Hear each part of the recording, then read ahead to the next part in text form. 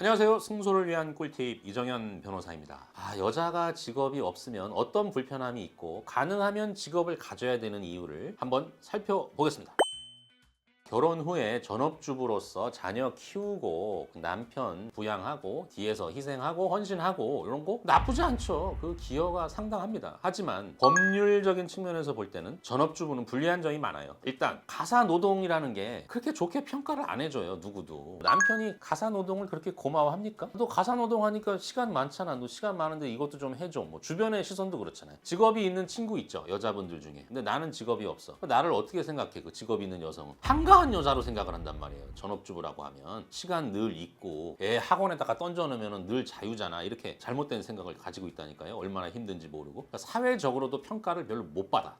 이혼 재산 분할을 할 때 현저히 불리합니다. 이혼 재산 분할. 물론 혼인 기간이 길어지면 전업주부에게도 50%에 가까운 재산 분할 기여도를 인정해주긴 하나 이혼 재산 분할 규모가 큰 사건이 있어. 몇백억, 몇십억 되는 그런 사건으로 갈수록 소득 활동을 전혀 하지 않은 아내 쪽은 50%에서 멀어져요. 굉장히 큰 손실이죠. 자, 그리고 그런 일 있어서는 안 되겠지만 교통사고를 당해서 보험사에다가 손해배상을 받는 경우에 소득이 없는 주부, 도시 일용 노인 이렇게 표현을 하거든요. 그냥 별로 안 나와요, 돈이. 한 달에 한 300이 안 될 겁니다, 지금. 그 정도로밖에 평가를 못 받아. 근데 자기 직업이 있는 여성이 교통사고를 당해서 큰 부상을 입거나 사망을 했다. 그러면은 월 소득 500에서 1000까지도 인정받을 수 있는데 나도 그런 능력이 있는 여자였는데 이런 대우를 받는 거예요. 그러니까 결혼 후에 전업주부로 살고 있는 여성 불리하다. 불이익을 받고 있다. 이렇게 보시면 되겠어요. 여자도 직업을 그럼 가져야 되는데 그 이유 몇 가지 보겠습니다. 첫 번째, 경제적 공궁에서 벗어나야 돼요. 남편에 너무 의존이 돼 있어요. 전업주부는. 근데 남편이 운 좋게 나보다 오랜 기간 살아있고 소득 활동이 원활해서 문제가 없으면 좋죠. 같이 쓰면 좋은데 불의의 사고 또는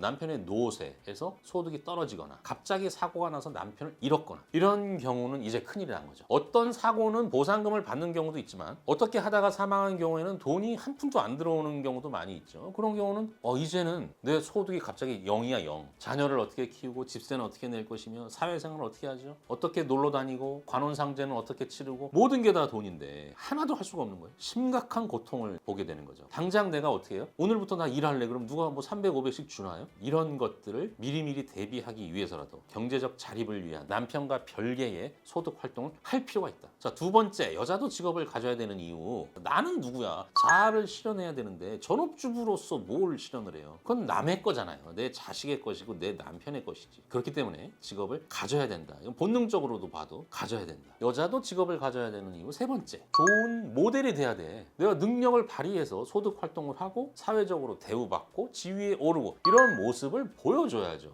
그래야 내 딸도 여성의 지위에 대해서 자각을 하고 내 아들도 마찬가지죠. 남자가 더 잘났다 이런 잘못된 시각을 가지지 않게 되는 거죠. 그런 그 자녀를 위해서라도 반드시 직업을 가질 필요가 있다. 직업을 가지기 싫은 사람이 있겠습니까? 못 가지는 사람도 있고 가지고 싶어도 귀찮아서 안 가지는 사람도 있는데 가능하면 여성도 직업을 가지는 것이 훨씬 유리하다. 이 말씀을 드리겠습니다. 자, 오늘 영상 도움이 되셨다면 좋아요, 구독, 알람 설정까지 꼭 부탁드리겠습니다. 고맙습니다.